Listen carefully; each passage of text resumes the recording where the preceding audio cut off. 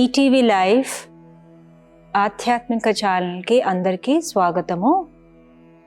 మానస కార్యక్రమానికి అందరికీ సుస్వాగతం. ఈరోజు మనము క్రోధం అనే అంశం పైన అర్థం చేసుకుందాము. చూడండి, క్రోధం అనేది ఎప్పుడైతే ఉంటుందో తోటి వారికి అర్థం అయిపోతుంది, ఫలానా వ్యక్తి క్రోధి అని. నలుగురి యొక్క సంపర్కంలోకి వచ్చినప్పుడు మనలో ఉన్న ఈ చెడు గుణం అనేది బయటపడుతూ ఉంటుంది. కొందరు అంటారు, క్రోధం చేయకపోతే పనులు అవ్వవు కదండి అని కొందరు అనుకుంటారు. అయితే దాన్ని క్రోధం అని అనుకోరు వారు. కొద్దిగా గట్టిగా మాట్లాడాము, పెద్దగా మాట్లాడాము, నా ఒక సౌండే అలా ఉంటుంది, నా గొంతే అలా ఉంటుంది, ఈ రకంగా చెప్తూ ఉంటారు. కానీ అదే విషయము మనము ప్రేమగా కూడా చెప్పొచ్చు కదండి. ప్రేమతో, ఓర్పుతో, ఆ తర్వాత శుభభావనతో, మంచి ఆలోచనతో మనము చెప్పడం వేరు, కోపంగా చెప్పడం వేరు. దానివల్ల ఏమవుతుందంటే ఎదుటి వ్యక్తి మనసుకి దుఃఖాన్ని మనం కలిగిస్తాం. చూడండి, భగవంతుడు కూడా అంటారు కదా, మనం ఎవరికి కూడా దుఃఖాన్ని ఇవ్వకూడదు, అందరికీ మనము సుఖాన్ని ఇవ్వడానికే ప్రయత్నించాలి. సరే, మన పనులు జరిగిపోవాలి అని అనుకుంటాము, అది బాగానే ఉంటుంది, కానీ సంబంధాలు పాడవకూడదు. సంబంధాలు అనేటివి జీవితాంతం కొరకు మనకు ఉంటాయి కదా, ఒక సమయం కొరకే సంబంధాలు అనేటివి ఉండవు. కనుక సంబంధాలని మనం ఒక ఇన్వెస్ట్మెంట్గా చూడాలి. అయితే వాటిలో క్రోధం అనేది సమస్యకు కారణం అవుతుంది. అందుకే అంటారు కదా, తన క్రోధమే, తన కోపమే తనకు శత్రువు. నిజంగా ఈ యొక్క సెంటెన్స్లో ఎంతో అర్థం ఉంది.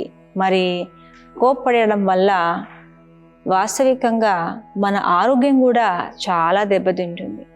ఎంత కోపం వస్తూ ఉంటే ఆ ఉద్రేకం వల్ల లోపల మన బాడీలో కొన్ని రసాయనాలు, కొన్ని కెమికల్స్ జనరేట్ అవుతాయి. దేనివల్ల అయితే ఆ ఒత్తిడి వల్ల వచ్చిన రసాయనాల వల్ల మన శరీరంలో ఏ అవయవం వీక్గా ఉంటే ఆ ఒక బాడీ పార్ట్, ఆ ఒక అవయవము చాలా చాలా దెబ్బతింటుంది. అందుకే చూడండి, ఇవాళ రేపు మరి షుగర్ అంటారు, బీపీ అంటారు, థైరాయిడ్ అంటారు, ఇవి కామన్ అయిపోయాయి. దీనికి కారణము ఒక రకంగా మనుషుల్లో ఉన్న క్రోధం అని కూడా చెప్పాలి. చూడండి, కోపం అనేది కొందరికి ఎలా వస్తుంది, ఏదైనా పని జరగాలనుకున్నప్పుడు అది జరగకపోయినప్పుడు కొందరికి కోపం వస్తుంది. కొందరికి ఏమిటంటే చెప్పిన విధంగా ఎలా అయితే చెప్పడం జరిగిందో అలాగే చేయాలి. కొద్దిగా కుడి ఎడమ అయిందనుకోండి, అటు ఇటు అవుతే ఇక కోపం అనేది వచ్చేస్తూ ఉంటుంది. కానీ ఈ ప్రపంచంలో పర్ఫెక్ట్గా ఎవరు లేదు కదండి, అందరూ కూడా నేర్చుకుంటూనే ఉన్నారు. నెమ్మదిగా ప్రతి ఒక్కరు కూడా మరి నేర్చుకుని ఇంకా ముందుకు సాగుతారు అనే ఒక అర్థం చేసుకునేటటువంటి తత్వం లేనప్పుడు కోపం వస్తూ ఉంటుంది. చూడండి, మా సెంటర్కి ఇలాగే ఒక బ్రదర్ వచ్చారు. ఆయన అంటున్నారు, సిస్టర్, నేను చాలా కోపిష్టి వ్యక్తిని, నాకు చినుకు పైన కోపం వస్తుంది, తర్వాత నేనే బాధపడతాను, ఎందుకు ఈ రకంగా కోపడ్డాను, అలా కాకుండా మంచిగా కూర్చోబెట్టి అర్థం చేస్తే బాగుండేది కదా అని కూడా నేను అనుకుంటాను. కానీ మళ్ళీ అలాగే ఏదో విషయం జరుగుతుంది, మళ్ళీ నాకు కోపం వచ్చేస్తూ ఉంటుంది. సో నాకు అర్థమవుతుంది, సమస్య అనేది ఎదుటి వారిలో లేదు, సమస్య నాలోనే ఉంది అనే విషయాన్ని నేను గ్రహించాను అని. చూడండి ఎంత బాగా ఆయన తన గురించి చెప్తున్నారు. చాలాసార్లు మనం అనుకుంటాము సమస్య ఎదుటి వారిలో ఉంది అనుకుంటాం. ఇప్పుడు నా కోపం వచ్చింది అనుకోండి, దానికి కారణం ఎవరు, ఎదుటివారు కదా అని మనం అనుకుంటాం. ఒకవేళ వారు చెప్పిన విధంగా చేసుంటే లేదా మంచిగా ప్రవర్తించుంటే నాకు కోపం వచ్చేది కాదు కదా అని అంటారు. కానీ ఆ రకంగా ఉండదు. మనుషులలో వెరైటీ ఉంటుంది, అందరూ ఒకేలాగా ఉండరు కదా. అయితే వాళ్ళ వ్యవహారణ అనే మనము గుణాలతో దాన్ని మనం ఎదుర్కోవాలి, కానీ కోపంతో ఎదుర్కోరాదు. దానివల్ల సమస్య అనేది ఇంకా పెరుగుతుంది. మనకు ఒక పరిస్థితికి, ఒక సమస్యకు పరిష్కారం కావాలి కదండి, దాన్ని ఇంకా పెంచకూడదు కదా. సో కోప్పడడం వల్ల ఎటువంటి మంచి బెనిఫిట్ అనండి, లాభం అనండి ఉండనే ఉండదు. సో అయితే ఆ బ్రదర్ అలా నేను కోపిష్టి వ్యక్తిని అని అంటున్నారు. అయితే మనము ఆధ్యాత్మికతలో మెడిటేషన్లో మనము చెప్పేది ఏమిటంటే ఆత్మలో వాస్తవికంగా 7 క్వాలిటీస్ ఉంటాయి. మన అసలైన వ్యక్తిత్వాన్ని చూస్తే దాంట్లో కోపం అనే అంశమే లేదు. ఈ విషయం తెలిసినా మీకు మన ఒక సెల్ఫ్ అంటారు కదా, స్వయము సెల్ఫ్ అని, ఆత్మ అని అంటారు కదా. ఈ శరీరం ఒకటి, ఈ శరీరాన్ని నడిపించేటువంటి చైతన్యము, ఆ ఒక శక్తిని మనము ఆత్మ అంటాం కదా. సో ఆ ఒక ఆత్మలో నిండి ఉండేటివి సంస్కారాలు. ఆ సంస్కారాలలో 7 ముఖ్యమైన సంస్కారాలు.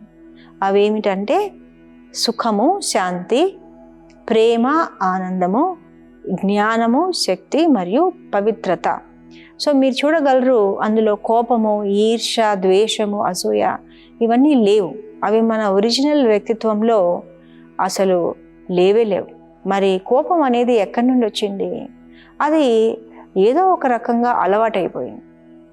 చిన్నప్పటి నుంచి కోపడడం వల్ల పనులు జరగడం చూడడము, లేదా చిన్నతనంలో నుంచే మరి వ్యక్తిత్వం అలా ఉండడము, లేదా గత జన్మలో నుంచి ఆ ఒక అలవాటు వచ్చి ఉంటుంది.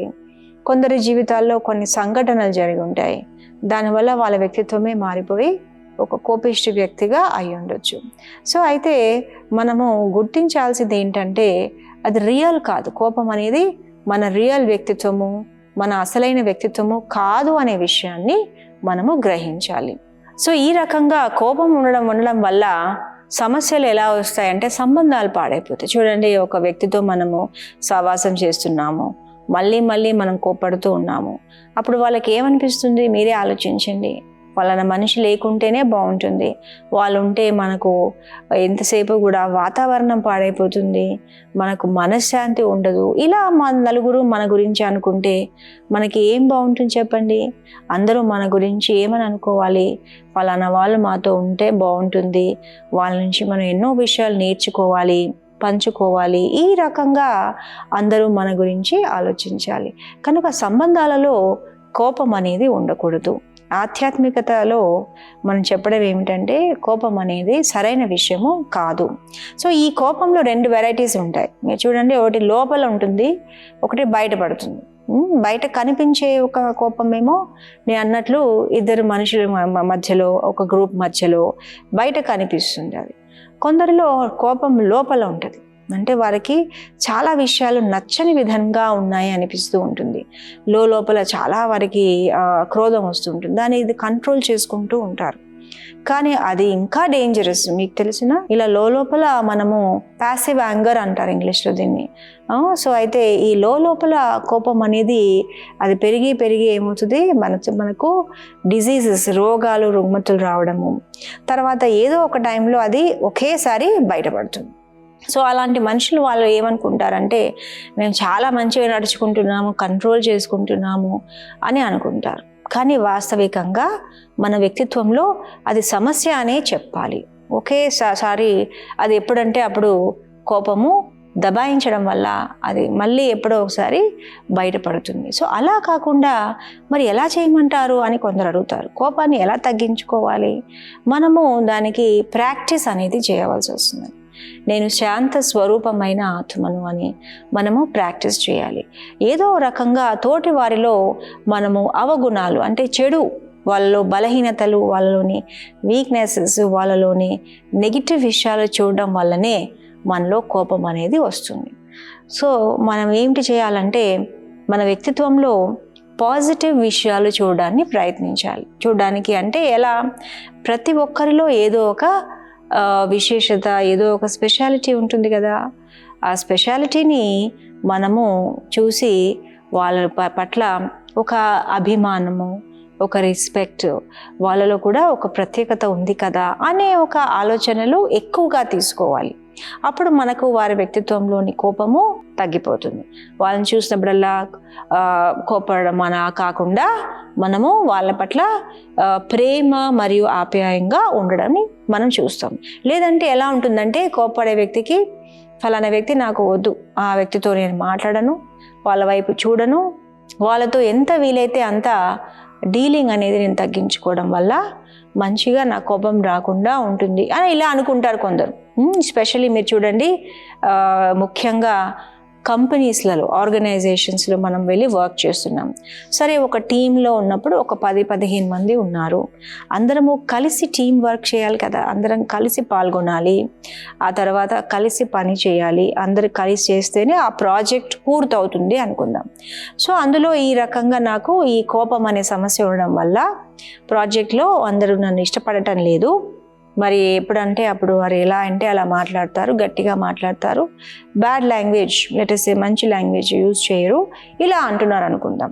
సో మనం ఏం చేస్తున్నాము, అది మనం గ్రహించక వీళ్ళందరికీ కూడా నా పట్ల ఈర్ష్య ఉంది, అసూయ ఉంది అని అనుకుంటున్నాం. ఫర్ ఎగ్జాంపుల్ నేను చెప్తున్నాను. అనుకుని మనం ఏం చేసాము, వెళ్ళి మేనేజ్మెంట్తో మాట్లాడి నాకు ఈ టీంలో కాకుండా ఇంకొక టీంలో ఇవ్వండి, లేదా నన్ను ఇంకొక బ్రాంచ్కి షిఫ్ట్ చేయండి. సరే, వాళ్ళు మీకు తెలిసి ఉండడం వల్లనో ఏ కారణంగానో మనం అనుకున్న విధంగా మనము ఆ ప్లేస్ అనేది చేంజ్ చేసాం.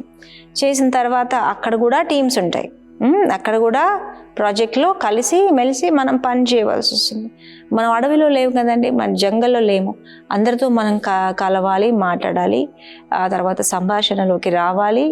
అప్పుడు మళ్ళీ మన కోపం వచ్చింది, మళ్ళీ మన ఉద్రేకంతో మాట్లాడాం. అప్పుడు దాని రిజల్ట్ ఏమవుతుంది చెప్పండి, అక్కడ కూడా ఎవరు మనల్ని ఇష్టపడటం లేదు. ఈ రకంగా మనము ప్లేస్ మార్చడం వల్ల మనకు సమస్యకు సమాధానం దొరకటం లేదు. ఎందుకు చేత మనం ఎంతసేపు ఏమనుకుంటున్నాము, ఇలా మనలో ప్రాబ్లం ఉంది అనుకోకుండా ఎదుటి వాళ్ళలో ప్రాబ్లం ఉంది అనుకుంటున్నాం. ఇలాగే మా సెంటర్కి ఒక సిస్టర్ వచ్చారు. ఆవిడ అదే చెప్తున్నారు అనమాట, నాకు మా ఆఫీస్లో మా ఒక టీంలో మా బాస్ నాకు రెస్పెక్ట్ ఇవ్వటం లేదు, మరి నాకు రిగార్డ్ ఇవ్వటం లేదు, నాకు వాల్యూ ఇవ్వటం లేదు. అందుకే నేను ఏం చేశాను, నేను రిజైన్ చేసి ఇంకో కంపెనీలో జాయిన్ అయ్యాను. అక్కడ కూడా అదే సమస్య వచ్చింది. మరి ఇప్పుడు ఏం చేస్తారు చెప్పండి అంటే, అదే నేను అలా అక్కడ రిజైన్ చేశాను చూసారా, అదే నేను చేసిన తప్పు అని ఆవిడ ఒప్పుకుంటున్నారు. సో కాబట్టి మనము స్థలాలు చేంజ్ చేయడం వల్ల మనుషులను అయితే చేంజ్ చేయలేం కదండి. మనుషులను కొద్దిగా ప్రయత్నించి మీరు చేంజ్ చేస్తున్నారు. మరి ఇంట్లో విషయానికి వస్తే, ఇంట్లో భార్య, పిల్లలు, భర్త, మరి మా అమ్మ నాన్న వాళ్ళు, బంధువులు అందరూ ఉంటారు కదా. మరి అలా ఎంతమందిని మనం చేంజ్ చేసుకుంటూ పోతాం చెప్పండి. కాబట్టి కోపం అనేది ఇప్పుడు చాలా పెద్ద సమస్య. దీంట్లో రకాలు ఉంటాయి చూడండి. డైరెక్ట్గా కోపం లేకుండా కొందరిలో ఇరిటేషన్ ఉంటుంది. ఇరిటేషన్ అంటే ఒకసారి మళ్ళీ ఏదైనా మళ్ళీ చెప్పండి అని అడిగితే నేను ఆల్రెడీ చెప్పాను కదండి, ఎన్నిసార్లు చెప్పమంటారు చూసారా, ఇది ఇరిటేషన్ అనమాట. అంటే ఓపిక లేని తత్వము, అది కూడా క్రోధంలోని అంశం అనే చెప్పాలి. ఎందుకని మీకు అంత ఇరిటేషన్ ఉంటుంది, నాకు అర్థం అవ్వలేదు, మళ్ళీ నేను అడుగుతున్నాను అంతే కదా అని వాళ్ళు ఒకవేళ అడిగితే అప్పుడు మనం అనుకుంటాం నిజంగా నేను ఎందుకు కోప్పడ్డాను అని అనుకోగలగాలి.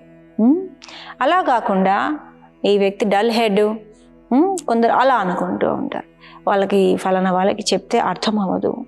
సమస్య అనేది అక్కడ లేదు. చూడండి, ఒకే ఒక విషయం నేను మీకు చెప్తాను. చప్పట్లు కొట్టడానికి 2 చేతులు కావాలి. ఏదైనా సమస్య వచ్చినప్పుడు ఈ 2 సైడ్స్ ప్రాబ్లం ఉంటుంది. ఒకరిపైనే మనం వేయలేం, వీళ్ళ వల్లనే ఇలా జరిగింది అని మనం ఎప్పుడు కూడా అనుకోకూడదు. దానికి పరిష్కారం ఏమిటి, నేను ఏం చేస్తే ఈ సమస్యకి పరిష్కారం లభిస్తుంది, మనం ఎలా చూడాలి, మనం ప్రయత్నించాలి. మనం ప్రయత్నించిన తర్వాత అయినా కూడా అవ్వకపోతే అది వేరే విషయం. సో అది నెమ్మదిగా మనము దానికి ఒక సొల్యూషన్లోకి రావచ్చు. ప్రయత్నించకపోతే ఎట్లా. సో ఈ రకంగా క్రోధానికి అంశం ఒకటి ఇరిటేషన్. ఇంకా కొందరికి ఎలా ఉంటుందంటే అవమానం ఫీల్ అవుతారు, నన్ను చాలా అవమానిస్తున్నారు, ఇన్సల్ట్ చేస్తున్నారు, ఇలా వాళ్ళకు ఉంటుందన్నమాట. కొందరికి బాసిజం ఉంటుంది. నేను చెప్పిన విధంగా అంటే లౌడ్గా మాట్లాడడం, బాస్ లాగా మాట్లాడడం, అన్ని విషయాలు నేను చెప్పిన విధంగానే జరగాలి, లేకపోతే నాకు ఇష్టం అనిపించదు. వాళ్ళ ఫలానా విషయానికి నలుగురు 4 రకాలుగా చెప్పారు, వాళ్ళ మాట వినకుండా నా మాటే వినాలి అని ఎక్కడ రాసిపెట్టిందండి? అలా రాసిపెట్టి లేదు. అయినా కూడా నేను చెప్పిందే జరగాలి అన్నప్పుడు సమస్యకు కారణం అవుతుంది. సో అట్లా లేకపోతే ఆ ఇష్టము, ఇది కూడా క్రోధంలోని అంశం. ఇలా రకరకాల వెరైటీస్గా క్రోధం అనేది మనలో ఒక్కొక్కసారి బయటపడుతుంది. సో అందరిలో ఉంటుంది అనుకోండి, ఏదో ఒక శాతము ఒక్కొక్క సమయంలో ఒక్కొక్క రకంగా బయటపడుతుంది. కానీ అది మంచి విషయం కాదు అని మనం గ్రహించి దాన్ని మనం మార్చుకోవడానికి ప్రయత్నించాలి. సో మెడిటేషన్లో మనం ఒక మంచి సొల్యూషన్ దీనికి చెప్తాము. చూడండి, 2 కళ్ళ మధ్యలో నేను ఒక నక్షత్రం లాగా మెరుస్తున్న ఒక డైమండ్ అనుకుని ఆ డైమండ్ నుంచి మరి నా శరీరం నలువైపులా ప్రకాశవంతమైన కిరణాలు నా పూర్తి శరీరం వైపు వస్తున్నాయి. ఇలా మీరు అనుభవం చేసి చూడండి. ఆ తర్వాత నేను శాంత స్వరూపమైన ఆత్మను. ప్రొద్దున లేవంగానే ఇలా మనము ప్రాక్టీస్ చేయాలి. శాంతి నా అసలైన స్వధర్మము. రోజంతా నేను ఈరోజు అందరితో చాలా చాలా ప్రేమగా, ప్రశాంతంగా, ఆ తర్వాత ఓర్పుతో ప్రవర్తిస్తాను అని మనం ఈ రకంగా మనసులో ట్యూనింగ్ ఇస్తున్నాం. సో దీన్నే ఏమంటారు? పాజిటివ్ అఫర్మేటివ్ థాట్స్ అంటారు. సో ప్రొద్దున లేవంగానే ఇలా మనం మెడిటేషన్ చేస్తే ఇది రాజయోగంలో ఒక టెక్నిక్ అన్నమాట.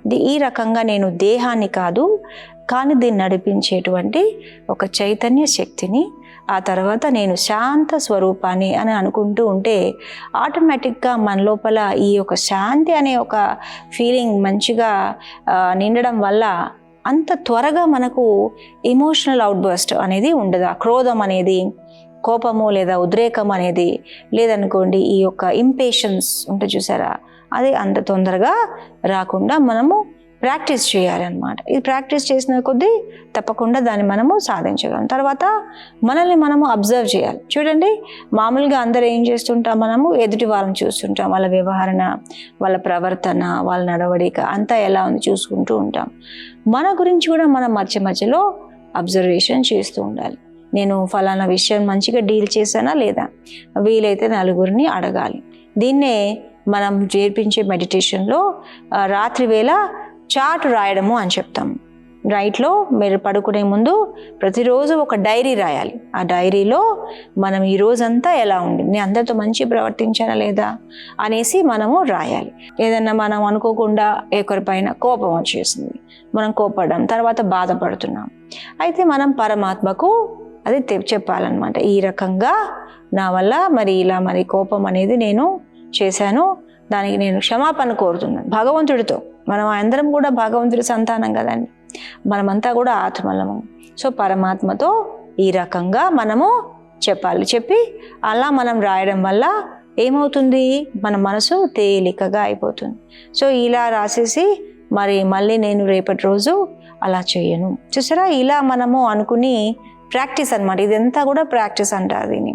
సో రాత్రి పడుకునే ముందు కూడా 2 నిమిషాలు మనం ఇలా మెడిటేషన్ చేసి పరమాత్మకు చెప్పడం వల్ల మనకు నిద్ర కూడా బాగా వస్తుంది.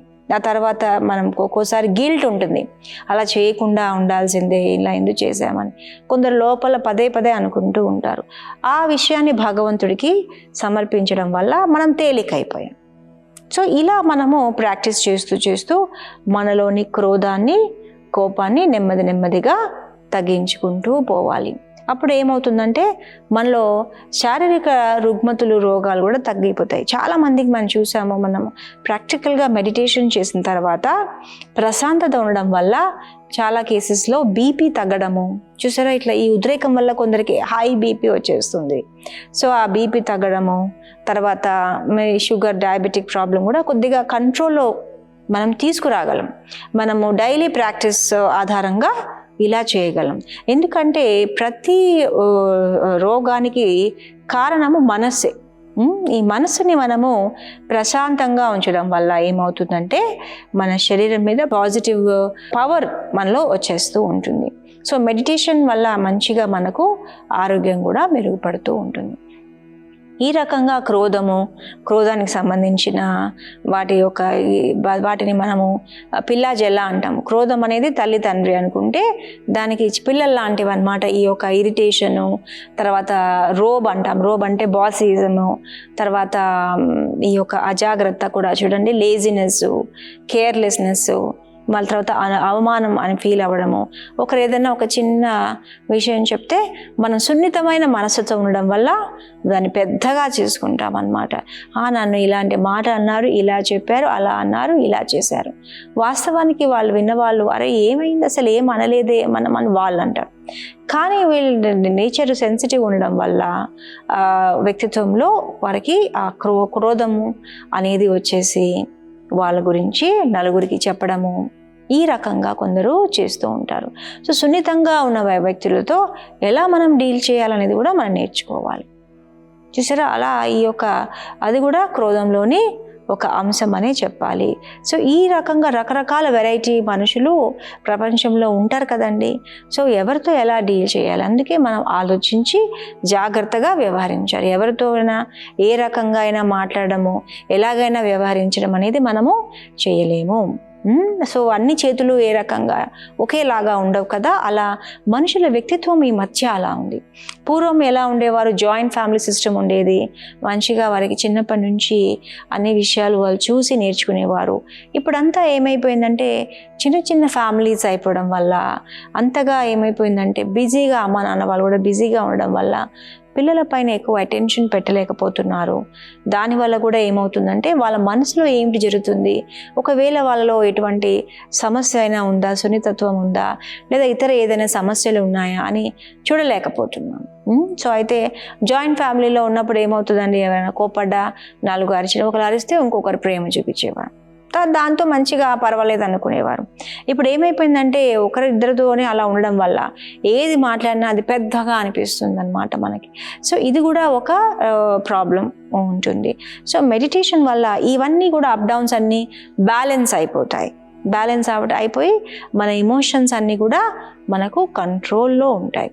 సో ఈ యొక్క కంట్రోలింగ్ పవర్ మరియు రూలింగ్ పవర్ అనేది మెడిటేషన్లో మనము ఇలా ప్రాక్టీస్ చేయవచ్చు. సో మనం ప్రొద్దున లేవంగానే ఒకసారి ఇలా మెడిటేషన్లో నేను శాంత స్వరూపాన్ని అని, మళ్ళీ నైట్ పడుకునే ముందు కూడా ఇలా ఒకసారి మనం ట్రై చేసి అలా ఒక నెల రోజులు, ఒక 21 రోజులు, నెల రోజులు అలా ప్రాక్టీస్ చేస్తూ ఉండడం వల్ల చాలా చాలా మార్పు వస్తుంది. అప్పుడు ఎదుటి వాళ్ళకు కూడా ఏమవుతుందండి, మనం అంటే భయం ఉండదు వారికి, మనం ఫ్రీగా ఓపెన్గా మంచిగా వారితో మాట్లాడవచ్చు అని అనుకుంటారు. కొందరు ఏమంటారు, సిస్టర్ ఇప్పుడు మనం పిల్లలే ఉన్నారనుకోండి, పిల్లల్ని కరెక్ట్ చేయకపోతే ఎలా, వాళ్ళకి ఏది రైటో ఏది రాంగో చెప్పకుంటే ఎలా వీలవుతుందండి అని కొందరు పేరెంట్స్ తల్లిదండ్రులు అంటారు.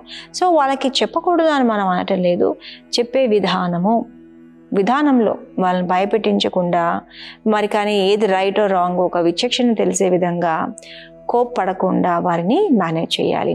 సో ఏమవుతుందంటే అండి, ఇప్పుడు ఒకసారి మనం గట్టిగా కోప్పడ్డాం అనుకోండి, అది ఎదుటివారి మనసులోనంట 6 నెలల వరకు ఉండిపోతుంది. అది అంత తొందరగా వెళ్ళిపోదు. అది ఈ విషయం మనం గ్రహించాలి. మనం అనుకుంటాం ఇప్పుడు అయిపోయింది కదా విషయం అని, అలా అయిపోదు అనమాట. అది ఏమవుతుందంటే ఎదుటివారి మనసులో ఉండిపోవడం వల్ల వాళ్ళకి పదే అది గుర్తుకొస్తూ ఉంటుంది.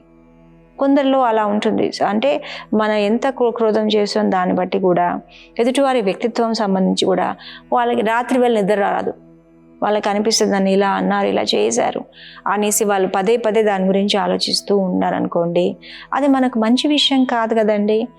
కాబట్టి మనది మనమే కంట్రోల్ చేసుకుంటూ ప్రేమగా వీలైతే చెప్పాలి, చెప్పకుండా ఉండాలనుకుంటే చెప్పకుండా ఉండడము, లేదా చెప్పాల్సే వచ్చింది, మనకు బాధ్యత ఉంటే చెప్పాలి, మనకు బాధ్యత ఉంది చెప్పవలసి వస్తుంది, ఒక సైగలాగా కొద్దిగా చెప్పేసి వదిలేయడము. ఆ చెప్పడం కూడా వాళ్ళ స్పెషాలిటీస్, వాళ్ళలో విశేషతలు వర్ణన చేసి అప్పుడు ఈ విషయంలో మీరు కొంచెం ఈ విషయంలో మారితే బాగుంటుంది, ఇలా చేస్తే బాగుంటుంది, అలా చేస్తే బాగుంటుంది, ఒక సలహా లాగానే ఇవ్వడం వల్ల మనము ఈ క్రోధాన్ని నుంచి మనము ఇతరులు కూడా స్వయాన్ని రక్షించుకోవచ్చు. సో ఈ ఇంకా అద్భుతమైన అంశాలతో తిరిగి మళ్ళీ మనము కలుసుకుందాం. అంతవరకు ఓం శాంతి.